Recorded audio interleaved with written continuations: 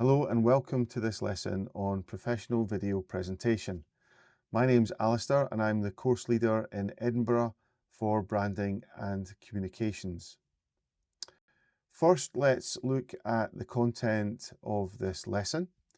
I'm going to start by talking about the intended learning outcomes before we discuss the coursework requirements themselves.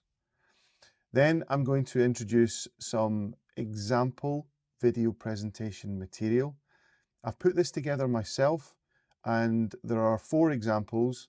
Ideally, they're demonstrating adequate, satisfactory, good and very good examples of video presentations. And these have been put together using the lessons featured here today. And it's very simple. The more lessons, the more instructions that you follow, the better your video presentation will be. It really is that simple.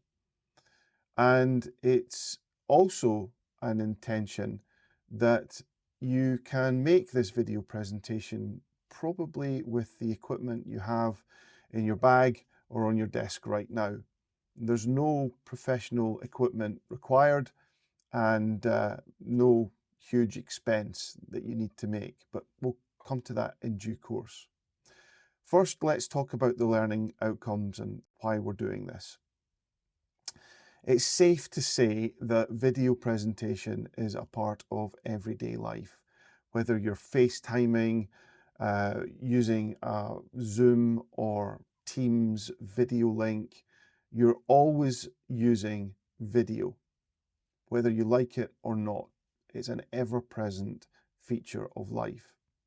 And once you graduate and move into a professional setting, it may be the case that you need to use this for a client presentation or to communicate a brand message, or you may even be a social media creator. Whatever your reasons, I'm sure that using video presentation will feature heavily in your life. And the lessons contained here will hopefully make it possible for you to create professional standard video presentation. Okay, so let's talk about the requirements for the coursework in the branding and communications course. You have 2 submissions to make, one in March and one in April. They're very different, but they are both video presentations. The first is a 7 to 8 minute presentation on a brand of your own creation. It must be unique, it must be realistic, and for students in Edinburgh, you're going to be launching this in the UK, and for students in Dubai, you're going to be launching it in Dubai. It can't already exist. It's got to be believable, it's got to be realistic, but of course we don't want you to really manufacture it. And it can be relating to a good or a service, a manufactured good, product, retail, charity, whatever you want, as long as it's of your own creation. You present this brand strategy to us and submit it in the form of a video presentation, as I said, 7 to 8 minutes long. Your second submission is completely different. It's a 30-second television advert. And you can get as creative as you like. And this is part of your second coursework submission.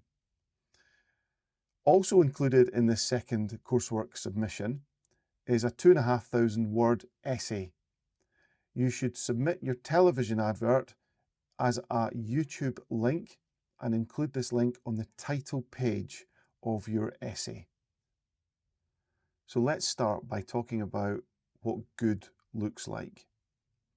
It may come as a surprise to you to know that a professional video presentation can easily be created by the equipment you have to hand, a smartphone and not much else. I've created a simple set of 8 rules for you to follow. The more rules you follow, the better your video will be. It really is that simple. To get us started, I've created 4 examples, each of which follow an increasing number of these rules.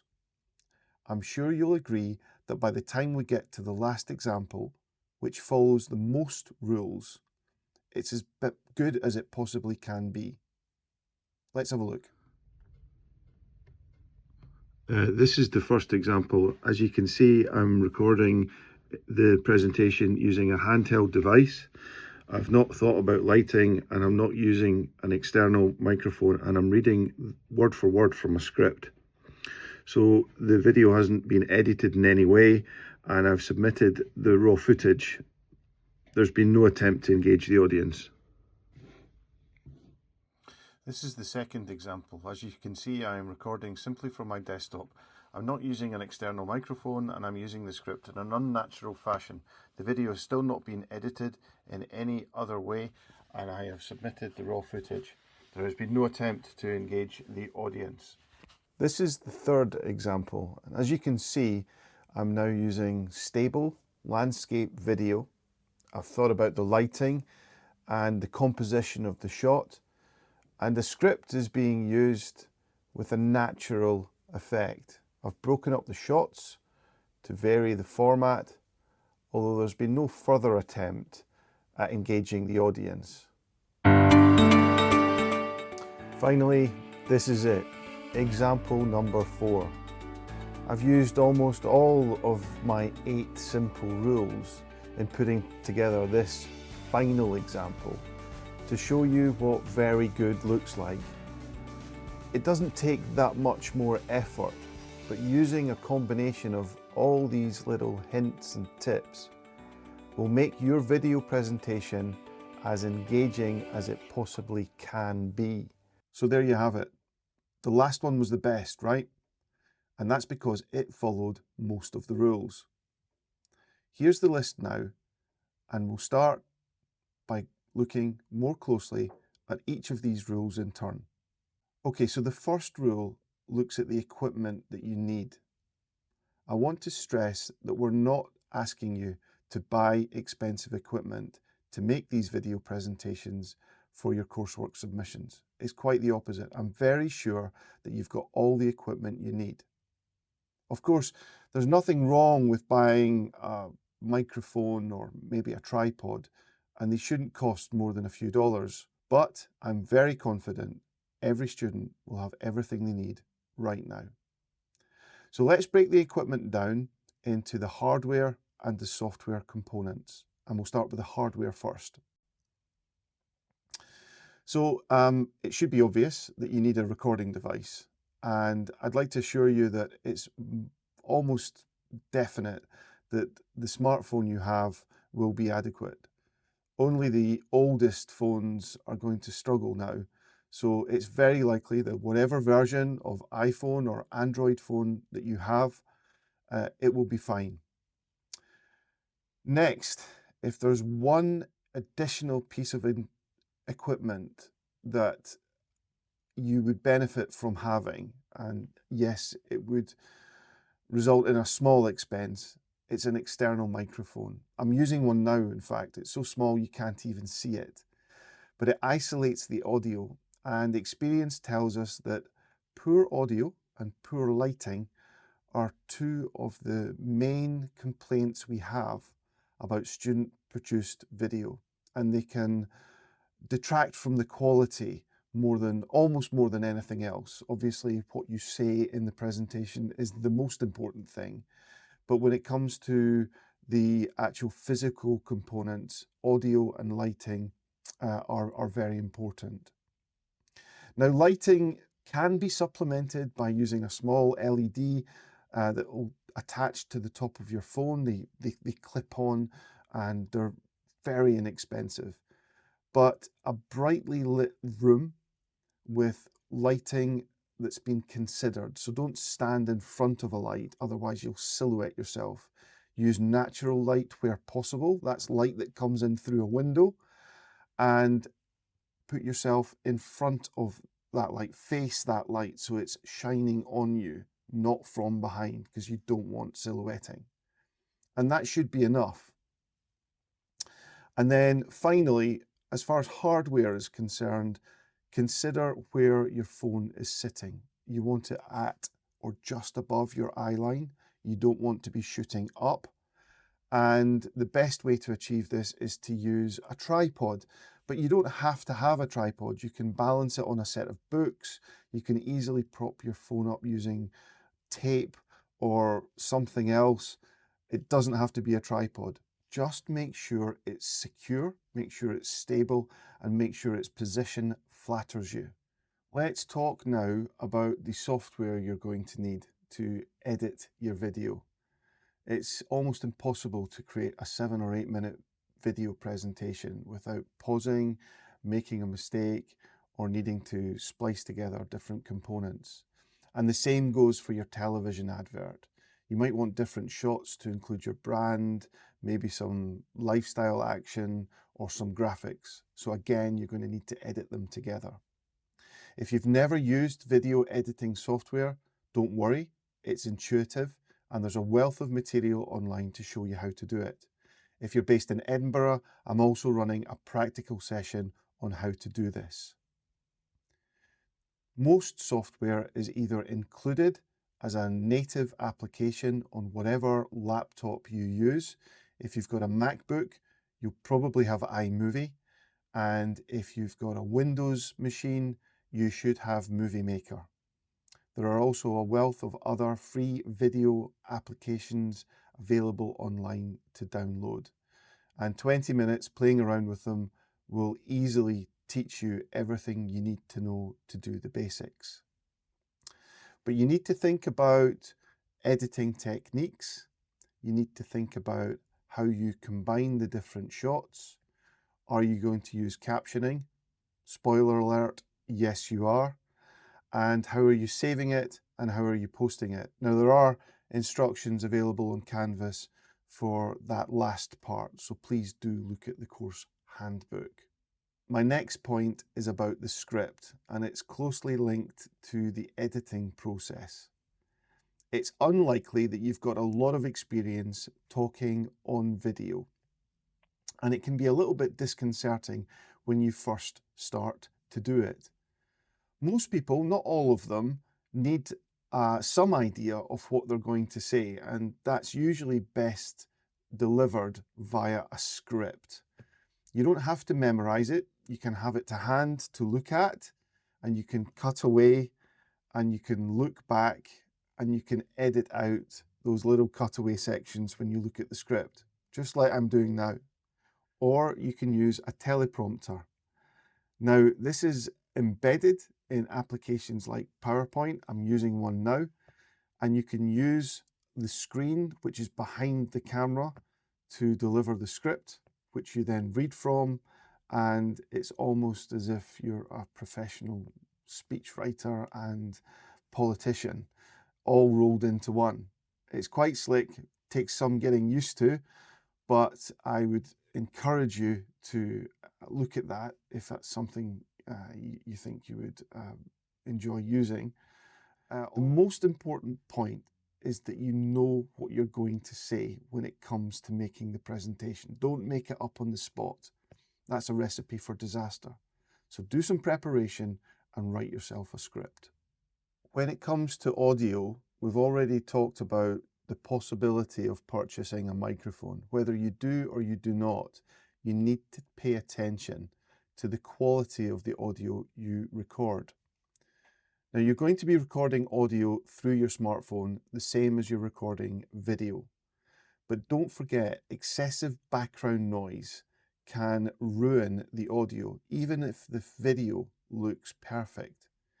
If you're in a noisy environment, if you've got flatmates chatting or playing music, or even worse, doing the dishes in the background, or if you've decided to record your video outside and there's traffic noise, these things can all detract from the quality of the audio and make it hard for the audience to understand.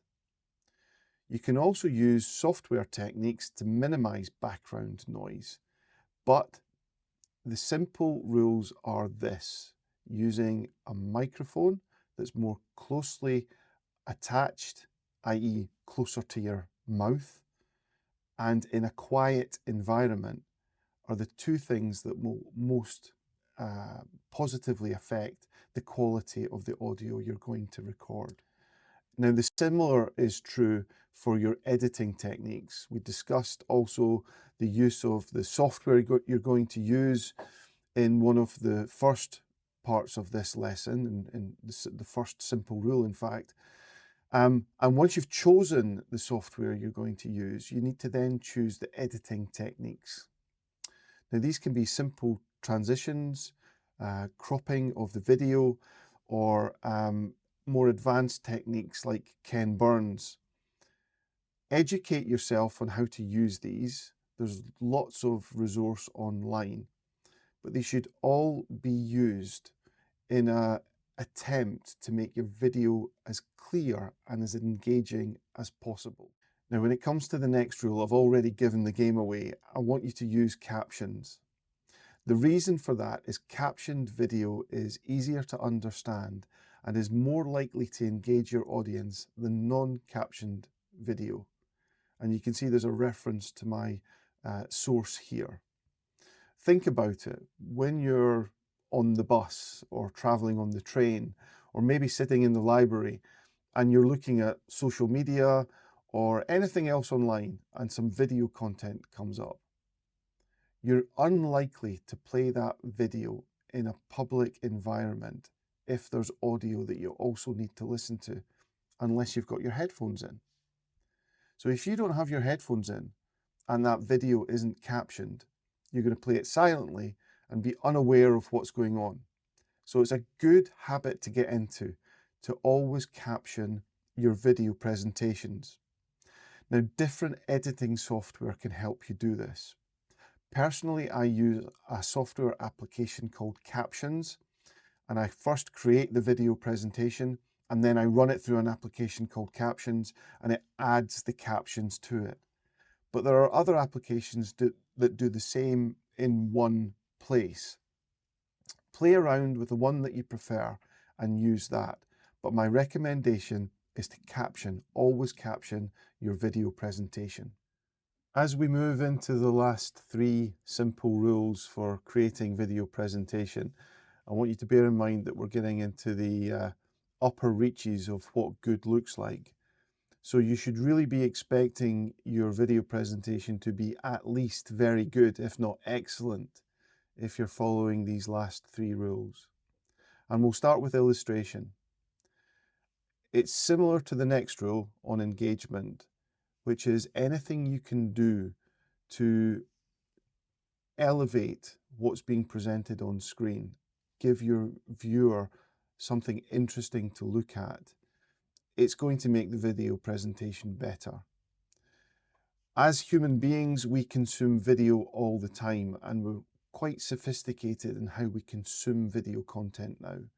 Most of us are used to looking at 2 screens at once, and we're very used to looking at video that has maybe ticker information, captions, illustrations, motion graphics.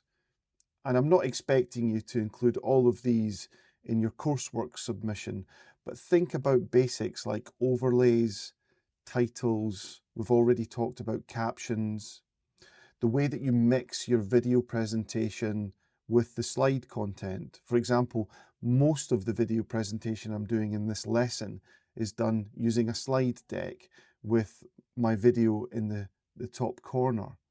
But you can also cut away, you can use B-roll, we'll come on to that in a second, and other things to engage your user, your viewer.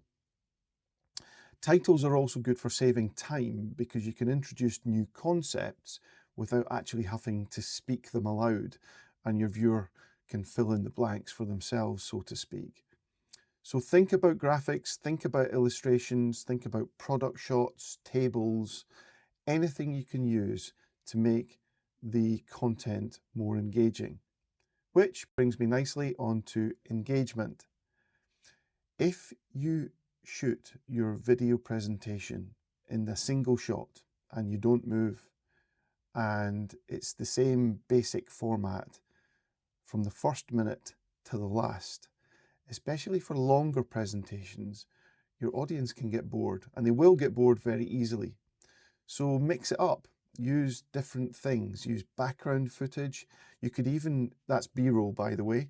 So background footage could be something that, I'll show you an example right now, doesn't detract from what's actually being said, but it gives the viewer something else to look at.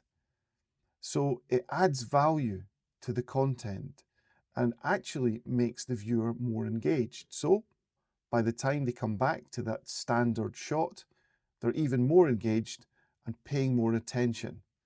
And if your content is of high quality, if the substance of what you're saying is good, then it just adds value and makes your video presentation better. And last but not least is the socials. Okay, can you turn this content into video content that you can use for social media? Well, the answer is yes, of course you can. And there are other techniques included in the editing package you've chosen that can do that for you. Repurposing video content for more than one application is an extremely cost-effective way of producing video. You shoot it once, you edit it twice, and you can use it on multiple applications. This last rule is perhaps less useful for your coursework submission and more useful for job applications, client presentations, and social media creation than it is for anything else. But hopefully you'll find it useful. And that's it. I hope you found this lesson helpful. I hope it helps you put together your coursework submission. And for those of you based in Edinburgh, I'll see you at the practical session.